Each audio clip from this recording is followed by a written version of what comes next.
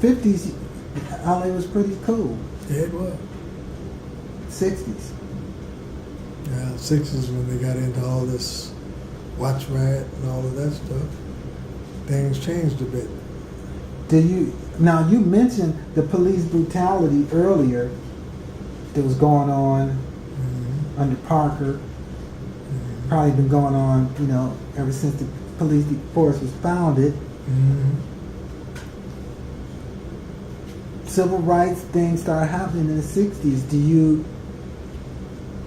you think any of that was an accurate response to what you already said was going on? I think so. Yeah. A lot of people look at it and say, why they tear up their own neighborhoods, why they do this, why they do that. But you kind of said why they did that. In fact, I had all my kids were born, let's see, 57, 59, 61, and December 62. They were all born by then. So when all of that stuff started with the civil rights and all of that, I was a family man, so I was kind of locked in to make sure I did what I had to do for them. So you didn't really get involved with the civil rights movement? Not too much. You had to take care of your family? Yeah, working for the county. And some of the guys who wound up being sort of predominant in that, one of them worked with me as a social worker. Really?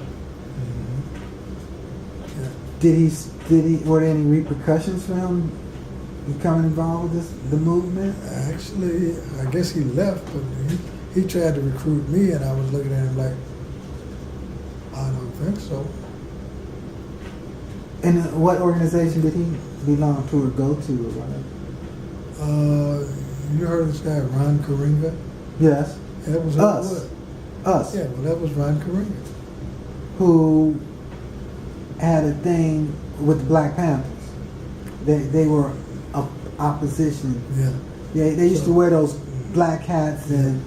So I told him, and he was saying, well, we can do this and we can do that. And I said, we can't do that. Because I asked him, had you ever been in the service?